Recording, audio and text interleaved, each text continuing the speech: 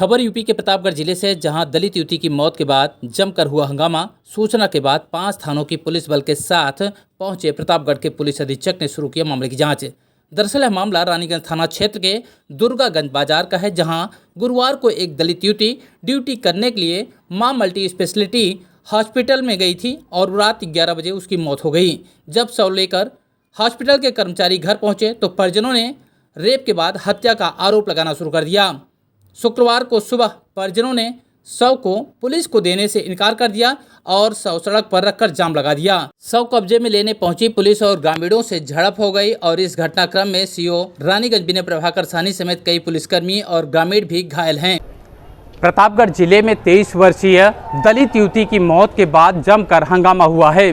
पुलिसकर्मियों से ग्रामीणों की तीखी झड़प हुई, पत्थरबाजी हुआ और पुलिस ने भी हल्का बल प्रयोग किया। इस पूरे घटनाक्रम में सीओ रानीगंज समेत कुछ पुलिसकर्मी और कई महिलाएं भी घायल हैं।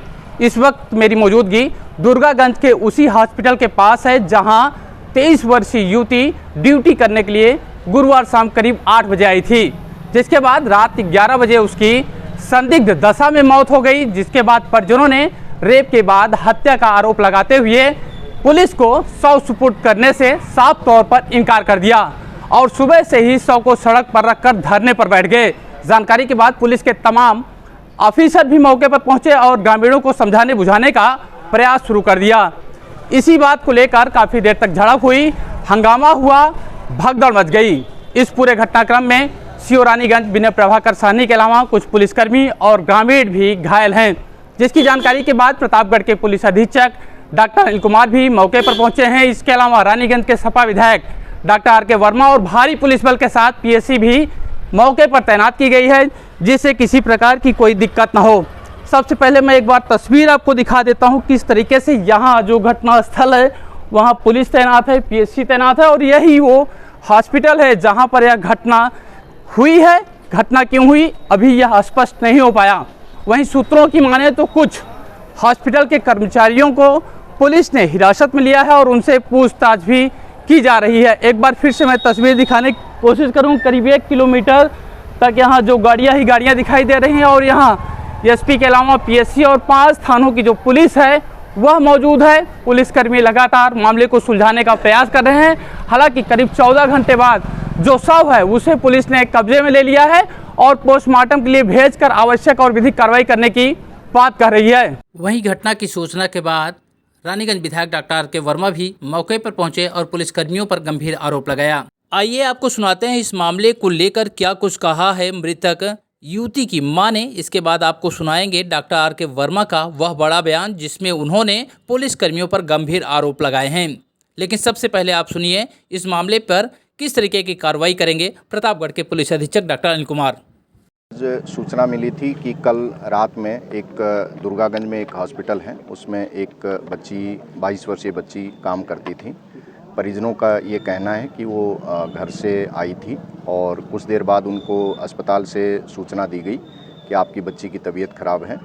जो बच्ची की माताजी हैं वो गांव के किसी व्यक्ति के साथ अस्पताल जब पहुंची तो उनका कहना है कि उसकी स्थिति गंभीर थी और उनका ये कहना है कि दूसरे अस्पताल ले जाने का उनको बताया गया, लेकिन जो डेड बॉडी थी उसको घर पे ले गए।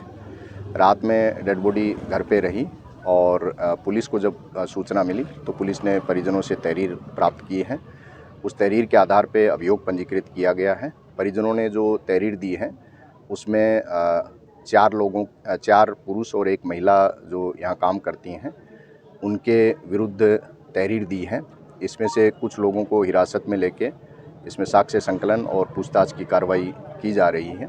जो तहरीर प्राप्त हुई है उसके आधार पर अभियोग पंजीकृत किया जा रहा है। इसमें डॉक्टर्स के पैनल से वीडियोग्राफी के माध्यम से पोस्टमार्टम कराया जाएगा और सीसीटीवी सहित गहन तरीके से जांच की जाएगी ताकि किसी भी तरह की तथ्य की कोई त्रुटि ना हो, कोई तथ्य छूटे ना।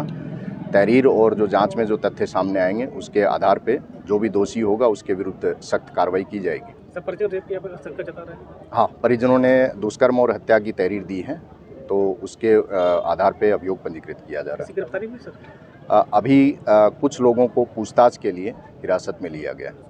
प्रशासन के ऊपर से पथराव भी हुआ सबसे इसमें कुछ बाहर के कुछ लड़के थे जिन्होंने इस परिस्थिति का फ़ायदा उठा के परिजनों को बरगला के और पथराव करने की कोशिश की थी। मामूली पथराव हुआ है और उसमें जो स्थिति है उसको तुरंत जो उस समय पुलिस बल उपलब्ध था उन्होंने स्थिति को नियंत्रण में कर लिया है। Thank you. साल गई थी, क्या हुआ बेटी के साथ? हमारी बेटी का 6:30 बजे ड्यूटी पर आई थी जी। 6:30 बजे आई थी ड्यूटी पे, हंस बोल के खा पी के तैयार होकर अच्छे तरह से सब आते हैं। आई थी जब यहाँ आई, फिर उसके बाद 4 मरीज को ग्लूकोज लगाई, सुई लगाई, दवा दी। और एक गांव का है मास्टर, वो भी आया था, बात किया 1 घंटा अपन बातचीत दोनों जन की। फिर वो घर गया, फिर दूसरी बार हेलमेट भूल गया तो फिर हेलमेट लेने आया, फिर भी बात की। फिर उसके थोड़ी देर बाद जब वो घर पहुंचा तो फिर यहाँ से कॉल गया हमारे पास, कॉल गया कि तुम्हारी बेटी जहर खा के घर से आई है, तुम जल्दी आओ। तो हम बोले कि अभी हमारी बेटी तो गए कितनी देर है, हंसी खुशी अच्छे से गए, जहर खाए और इतनी देर गए हो गए। साइकिल चला कितनी दूर से खींच के साइकिल वो खड़ी है।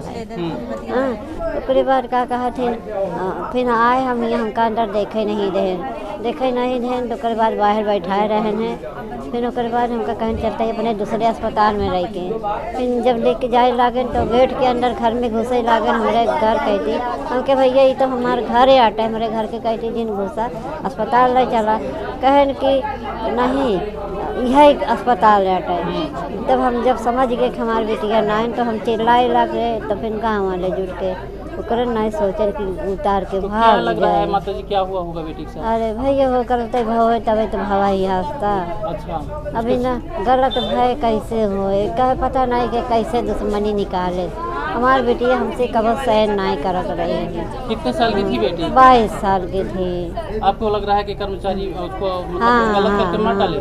चाहे जहर खियाए हो, चाहे गलत काम करके मारे, अब तो समझदार है। अब आप क्या चाहती हैं माता जी? भैया हमका निगाह चाहिए, हमारे के सहारा नहीं न बाप है न भाई है, एक ही बहन लड़के, हम कैसी जिंदगी काटब। इनका सब किस निगाह चाहिए, इनका अस्पताल जहाँ पर गुंडाई दिखावा था, इनको कुछ सबक सिखाना चाहिए। पुलिस वाले लाठीचार्ज की है आज क्या? हाँ, लाठी प्रधान के औरत के बहुत तगड़ा लगा है, घर पे भाग गई यहाँ रोज।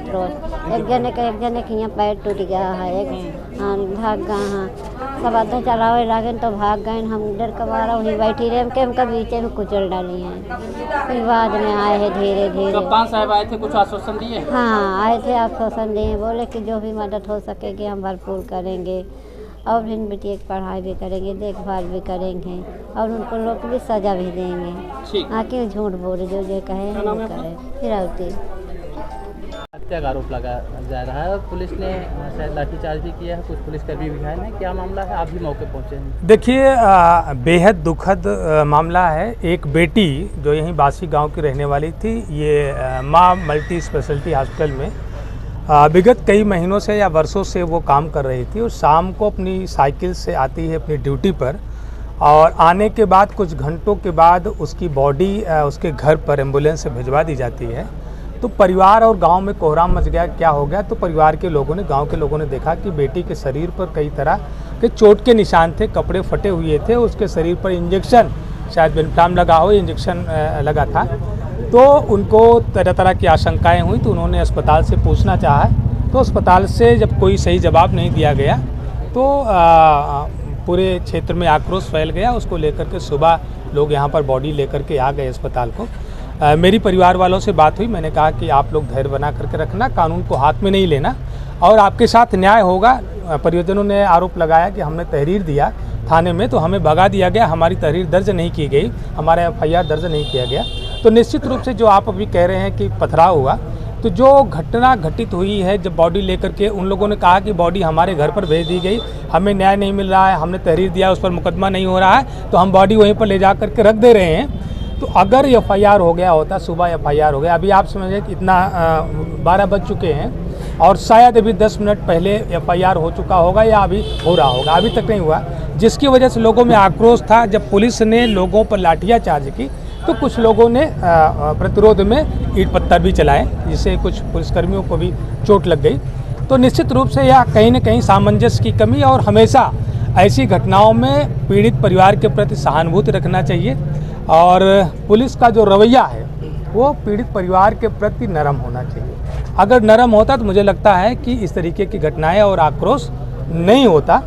अब बॉडी पोस्टमार्टम हाउस को जा चुकी है, जिलाधिकारी प्रतापगढ़ से सीएमओ से बात हो चुकी है, एक एक्सपर्ट पैनल बन चुका है और पैनल की उपस्थिति में वीडियो कैमरे के साथ पोस्टमार्टम होगा, उसकी रिपोर्ट आएगी और अगर दुराचार की पुष्टि होती है तो सरकार से हम सब लोग उसको 8.5 लाख रुपए की अतिरिक्त जो वो उनको राशि है सहानुभूति में हम लोग उनको दिलाने का काम करेंगे, आर्थिक मदद दिलाने का काम करेंगे। देखिए, मैंने पहले ये पूछा, चूँकि यशो रानीगंज से सुबह हमारी बात हुई, मैंने कहा कि भाई लोग ये कह रहे हैं कि आपने FIR क्यों नहीं किया, तो बोले सर ये पोस्टमार्टम हो जाए FIR कर देंगे। हमने कहा कि आप मुझसे बात कर रहे हो, आप मुझे बताओ कि postmortem is a part of information, आज आर पार्ट ऑफ इन्वेस्टिगेशन।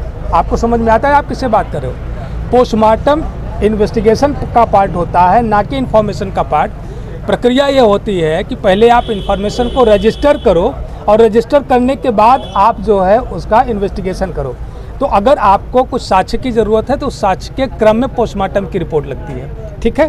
तो पोस्टमार्टम का उद्देश्य इन्वेस्टिगेशन का पार्ट होता है। इन्फॉर्मेशन रजिस्टर करने में आपको पोस्टमार्टम बाधा नहीं है, आप गुमराह करने का काम कर रहे हो। हमने कहा कि आप जनता के बीच में गुमराह किए, जब आपने मुझसे हमें गुमराह करने की कोशिश किया तो आपने जनता को गुमराह किया होगा, इसलिए आक्रोश लोगों में फैला।